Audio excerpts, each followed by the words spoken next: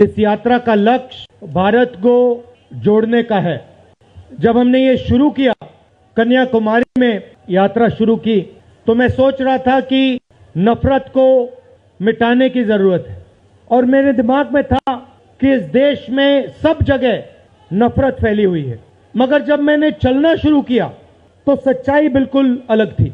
मैंने मीडिया के बारे में कहा, शुरुआत में कहा कि हमारे दोस्त हैं मगर हमारी बात टीवी पे कभी नहीं दिखाते हैं, और वो तो तब भी ठीक है, वो ठीक है, हमारी बात नहीं उठाएं तो ठीक है, कोई प्रॉब्लम नहीं है। मगर ये एक और काम करते हैं, इनकी गलती नहीं है। देखिए ये जो यहां खड़े हैं, इनसे गुस्सा मत होइए, इनकी गलती नहीं है। देखिए मुस्कुरा रहे हैं, ये जानते लगाम लगी हुई है, पीछे से लगाम लगी हुई है। मगर इनके जो चैनल हैं ये भी नफरत फैलाने का काम करते हैं। 24 घंटा हिंदू मुस्लिम, हिंदू मुस्लिम, हिंदू मुस्लिम, हिंदू मुस्लिम, हिंदू मुस्लिम। ये सच्चाई नहीं है भाइयों और बहनों। मैं चला हूं कन्याकुमारी से यहां तक, ये सच्चाई नहीं है। ये मीडिया में चलाया जाता है, फैलाया जाता है। ये देश एक है। इन सड़कों पे लाखों लोगों से मिला हूं, सारे के सारे एक दूसरे से मोहब्बत करते हैं, प्यार करते हैं, गले लगते हैं। तो सवाल उठता है, क्योंकि ये नहीं कर रहे हैं, इनके पीछे जो शक्ति है, इनके पीछे जो शक्ति है वो कर रही है। तो सवाल उठता है ये क्यों हो रहा है, जब सच्चाई ये है कि देश का आम नागरिक, चाहे हिंदू हो, मुस्लिम हो, सिख हो, ईसाई हो, किसी भी जात का हो, वो एक दूसरे से प्यार करता है, मोहब्बत करता है, एक दूसरे की इज्जत करता है। 90% लोग इस देश के एक दूसरे से प्यार करते हैं, मोहब्बत करते हैं, इज्जत करते हैं। देखिए मेरे सामने, ये देखिए, घूम के देखिए, ये जैन मंदिर है, गुरुद्वारा है, मंदिर है, मस्जिद है। ये है हिंदुस्तान, ये सच्चाई है हिंदुस्तान की। और ये नई बात नहीं है, ये हजारों साल से इस देश की सच्चाई है। प्यार से ये देश मिलकर एक साथ रहा है। तो सवाल उठता है, ये जो मीडिया के लोग हैं, ये नहीं, जो इनके पीछे हैं, ये नफरत क्यों फैलाना चाहते हैं? आपने कभी पूछा अपने आप से कि मीडिया 24 घंटा कभी मोहब्बत की बात नहीं करेंगे? कभी आपने देखी है? कभी टीवी पे देखा कि देखो एक हिंदुस्तानी दूसरे हिंदुस्तानी से गले लग गया? कभी देखा? नहीं, कभी नहीं दिखेगा। सही बात है ना? सही बात, कभी नहीं दिखेगा। इसका कारण है भाइयों और बहनों, मैं आपसे पूछना चाहता हूं, आप में से किसी का कभी जेब काटा गया है? आपका जेब काटा गया? आपका जेब काटा गया? तो जब जेब काटा जाता है, आपका काटा गया ना, तो जब कोई आपका जेब काटता है तो वो क्या करता है? सबसे पहले उसे क्या करना पड़ता है? नहीं, ब्लेड तो बाद में आता है, मगर पहले क्या करता है? पहले वो आपके ध्यान को इधर करता है, आपके ध्यान को लेकर उधर ले जाता है। भाइयों और बहनों, ये जो करा जा रहा है आपके ध्यान को हटाने के लिए किया जा रहा है, और ये 24 घंटा करते हैं और फिर आपकी जेब काटी जाती है। बढ़िया, क्योंकि सच्चाई है। 24 घंटा हिंदू मुस्लिम, हिंदू मुस्लिम, हिंदू मुस्लिम, और फिर जो भी आपका पैसा है, किसानों का, मजदूरों का, आपके एयरपोर्ट, आपके पोर्ट, आपकी सड़कें, सीधा किसके जेब में? इनके मालिक के जेब में। इनको कौन चलाते हैं? नाम बताओ। देखो सब जानते हैं, पूरा हिंदुस्तान जानता है। भाइयों और बहनों, ये नरेंद्र मोदी जी की सरकार नहीं है, ये अंबानी अदानी की सरकार है। ये सच्चाई है, और ये पूरा लक्ष्य इनका आपके ध्यान को इधर से उधर, उधर से इधर करने का है। मैं 2800 किलोमीटर चला हूं, 2800। मुझे कहीं नफरत नहीं दिखी, कहीं हिंसा नहीं दिखी, कहीं मारपीट नहीं दिखी। मगर जब मैं इनका टेलीविजन खोलता हूं, 24 घंटे मुझे मारपीट, हिंसा, नफरत दिखाई देती है। क्यों? क्योंकि ये आपका ध्यान इधर से उधर ले जाना चाहते हैं। जो सच्चे मुद्दे हैं उस पे आपका ध्यान गलती से ना चला जाए। जैसे जब कोई आपकी जेब काटता है, वो चाहता है कि आपका ध्यान आपके जेब पे गलती से भी ना चला जाए। ये हो रहा है इस देश में। तो आपका ध्यान कहां जाना चाहिए? मैं आपको बताता हूं। सबसे पहले आपका ध्यान जो हिंदुस्तान के युवा हैं उनकी ओर जाना चाहिए। आप किसी भी युवा से पूछ लीजिए, वो आपको बताएगा मैंने इंजीनियरिंग की, मैं डॉक्टर बनने के लिए पढ़ा, मैंने आईएएस के लिए तैयारी की, मैं जज बनने की कोशिश कर रहा था। पूछो क्या किया? पढ़ाई की, कितने साल की, स्कूल, कॉलेज, यूनिवर्सिटी सब पढ़ लिए, और फिर क्या हुआ? आज क्या करते हो? मजदूरी करता हूं, पकौड़े बनाता हूं। बेरोजगारी क्यों आई? मैं आपको बताता हूं। और जो हमारे छोटे व्यापारी हैं, जो स्मॉल और मीडियम बिजनेस चलाते हैं, आप अच्छी तरह सुनिए, क्योंकि आप इस देश के भविष्य हो। अगर इस देश को कोई रोजगार दे सकता है तो इस देश का किसान और ये जो छोटे व्यापारी हैं और स्मॉल और मीडियम बिजनेसेस चलाते हैं, ये लोग हैं। क्यों? क्योंकि ये लाखों हैं, ये लाखों में हैं, और कोई 100 लोगों को रोजगार देता है, कोई 500 को देता है, कोई 1000 को देता है, कोई 25 को देता है, कोई 35 को देता है, और ये लोग देश को रोजगार देते हैं। अब इनकी बात करते हैं। ये 24 घंटे लगे रहते हैं, बैंक के दरवाजे इनके लिए बंद होते हैं। हिंदुस्तान के 2-3 अरबपतियों को 1 लाख करोड़, 2 लाख करोड़, 3 लाख करोड़ ऐसे दिया जाता है। ये बैंक के सामने जाते हैं, इनको धकेल के निकाल दिया जाता है। राइट? अब क्या?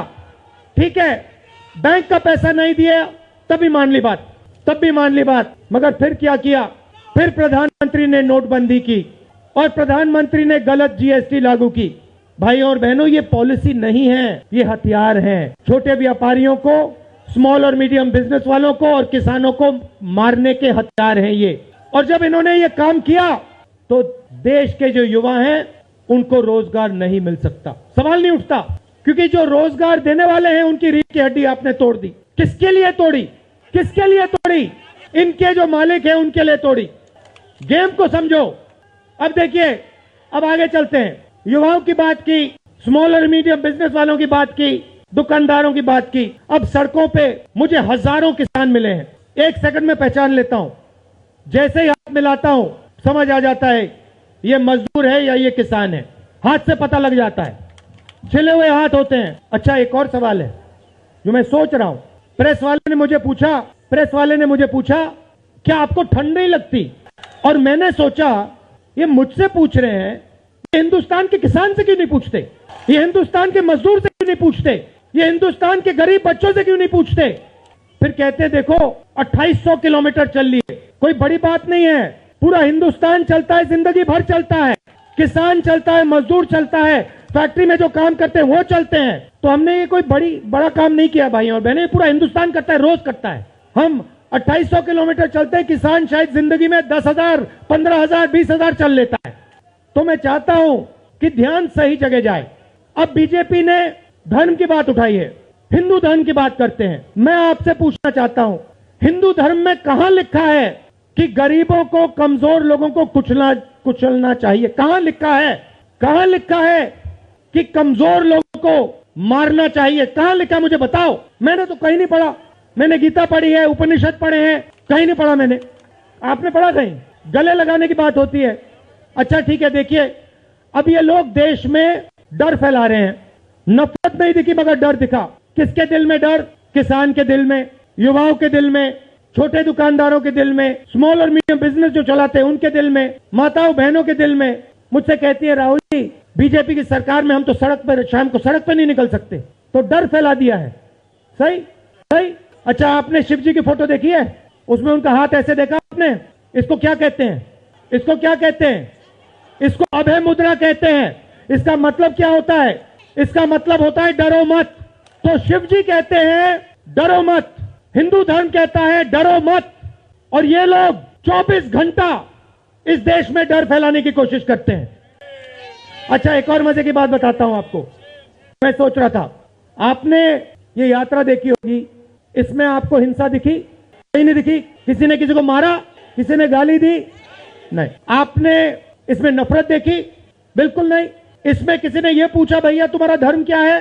किसी ने कहा भाई तुम हिंदू हो, मुसलमान हो, सिख हो, ईसाई हो, क्या हो? नहीं। किसी ने यह पूछा तुम स्त्री हो या पुरुष हो? किसी ने यह पूछा तुम्हारी क्या जात है? बिल्कुल नहीं। कपड़े भी नहीं पूछे, कपड़े भी नहीं पूछे। अच्छा, इसमें आपने देखा होगा, पता नहीं आपने देखा या नहीं, इसमें कुत्ते भी आए। कुत्ते भी आए, इसमें कुत्ते आए। और आपने, अगर आप टीवी देख रहे होते, आपने एक चीज देखी होगी, कुत्ते को किसी ने नहीं मारा, किसी ने नहीं मारा। इसमें गाय भी आई, भैंस भी आए, सुअर भी आए। मैंने देखा वो तो सब जानवर आए, सब लोग आए और यहां पे कोई नफरत नहीं थी। जैसा हमारा हिंदुस्तान है वैसे ये यात्रा है, कोई नफरत नहीं, कोई हिंसा नहीं, कोई गलत सवाल नहीं। कभी कभी कोई गिर जाता, जैसे हमारे हरियाणा के पीसीसी गिरे, धड़ाम से गिरे, केरला के सब नेता गिर गए, 1 सेकंड में लोग उनको उठा लेते थे, 1 सेकंड में, टाइम नहीं लगता था। ये है हिंदुस्तान। नहीं देखिए, मैं आपको एक बात बताता हूं, सच्चाई समझनी होगी। सच्चाई ये है कि जैसे इन पर लगाम लगी हुई है वैसे हिंदुस्तान के प्रधानमंत्री पे भी लगाम लगी हुई है। उनकी गलती नहीं है, वो संभाल नहीं पा रहे हैं, कंट्रोल नहीं कर पा रहे हैं, उनको कंट्रोल कर दिया है। नहीं, मैं सच बोल रहा हूं, मैं सच बोल रहा हूं। क्योंकि आप देखिए, एयरपोर्ट भी उनके, पोर्ट भी उनके, एग्रीकल्चर के स्टोरेज डिपो भी उनके, और क्या उनका, हाँ, लाल किला भी उनका, लाल किला भी उनका, सारे के सारे पब्लिक सेक्टर की कंपनियां उनकी, और क्या उनका, रेलवेज उनकी, अभी भाई और बहनों ताजमहल भी चला जाएगा, तो सब कुछ उनका। तो ये देश की सच्चाई है। हाईवे भी उनके, सेलफोन भी उनके, मगर सच्चाई हमारी। आप देखिए, मैं आपको बताता हूं, आपको मैं बताता हूं, अपनी कहानी बताता हूं। जब मैं राजनीति में आया, 2004 में आया, हमारी सरकार थी, चुनाव जीते थे, और ये प्रेस वाले 24 घंटा मेरी प्रशंसा करते थे। 24 घंटा राहुल गांधी, राहुल गांधी, राहुल गांधी, राहुल गांधी। फिर मैंने क्या किया, मैं चला गया भट्टा परसौल। नहीं सुनो, आपको समझना है ये है क्या। मैं भट्टा परसौल गया और मैंने किसानों का जो जमीन का मामला है उसको छेड़ दिया। और भाई और बहनों, जैसे ही मैंने किसानों का जमीन का मामला छेड़ा वैसे ही ये मेरे पीछे पड़ गए। उसके बाद जमीन अधिग्रहण बिल, भट्टा परसौल के बाद जमीन अधिग्रहण बिल लाया, कांग्रेस की सरकार लाई। उसके बाद तो पूरा फुल टाइम 24 घंटा मेरे पीछे पड़ गए। प्रधानमंत्री जी ने, बीजेपी ने, मैं आपको सच्चाई के बारे में बताना चाह रहा हूं, प्रधानमंत्री ने, बीजेपी ने हजारों करोड़ रुपए लगा दिए मेरी छवि को खराब करने में, हजारों करोड़ रुपए। और आपने देखा होगा, मैंने एक शब्द नहीं बोला, बिल्कुल चुप, बिल्कुल चुप, मैंने एक शब्द नहीं बोला। मैंने ये नहीं बोला भैया ये गलत बोल रहे हैं, ये ठीक नहीं है ना, मैं बिल्कुल चुप, क्योंकि मैंने कहा चलो देखता हूं कितना दम है। और लगाया, पूरी की पूरी मीडिया लग गई, व्हाट्सएप पे लगाया, फेसबुक पे लगाया, सब जगह 24 घंटा राहुल गांधी के बारे में कुछ नहीं बोला, मैंने पूरे देश में फैला दिया। और फिर 1 महीने मैंने आपको सच्चाई दिखा दी और पूरा खत्म। देखो सच्चाई कैसे काम करती है। सच्चाई को छुपाया नहीं जा सकता है, कहीं ना कहीं से सच्चाई बाहर आ जाती है। और ये यात्रा हिंदुस्तान को जोड़ने की है। क्यों? क्योंकि इस नफरत से, इस डर से हमारे प्यारे देश को नुकसान हो रहा है। ये सच्चाई है और इसीलिए हमने ये यात्रा कन्याकुमारी से लेकर कश्मीर तक शुरू की है। और ये जो हमारा तिरंगा है इसको हम श्रीनगर में जाके वहां पे लहराएंगे। और आप में से हजारों लोग हमारे साथ चलोगे, हजारों लोग चलोगे।